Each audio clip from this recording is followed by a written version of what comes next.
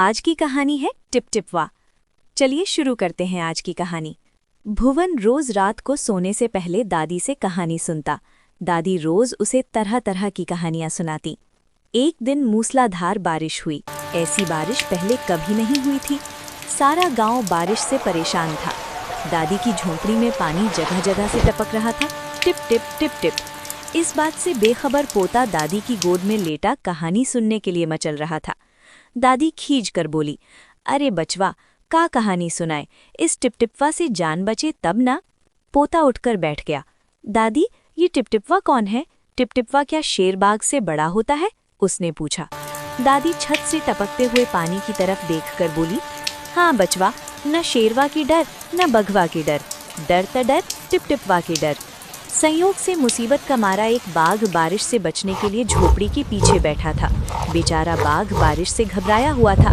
दादी की बात सुनते ही वो और डर गया। अब ये टिपटिपवा कौन सी बला है? जरूर ये कोई बड़ा जानवर है, तभी दादी शेरबाग से ज्यादा टिपटिपवा से डरती है। इससे पहले कि वो बाहर आकर मुझ पर हमला करे, मुझे ही यहाँ से भाग जाना चाहिए। बाघ ने ऐसा सोचा और झटपट वहाँ से दुम दबाकर भाग चला। उसी गाँव में भूला भी रहता था। वो भी बारिश से परेशान था।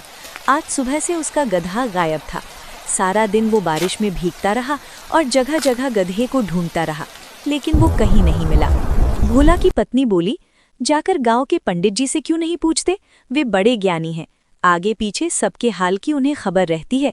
भोला को पत्नी की बात जैंच के अपना मोटा लठ उठाकर वो पंडित जी के घर की तरफ चल पड़ा।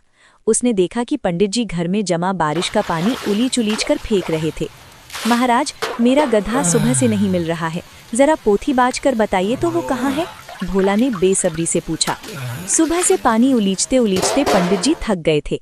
भोला की बात सुनी तो झुंझला पड़े और बोले, मेरी पोथी में तेरे गधे का पता ठिकाना लिखा है क्या, जो आ गया पूछने? अरे जाकर ढूंढ उसे किसी गढ़ई पोखर में। और पंडित जी लगे फिर पानी उलीचने। भोला वहां से चल दिया।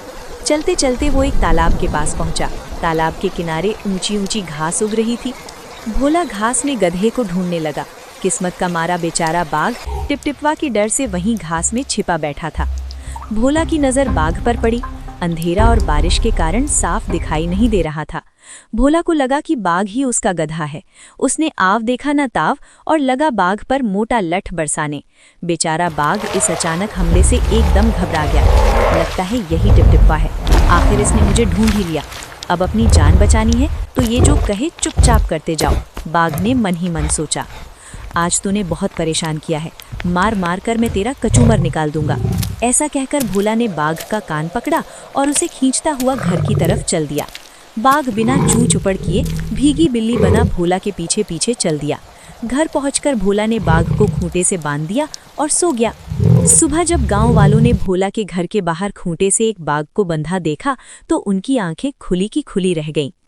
तो कैसी लगी आज की कहानी?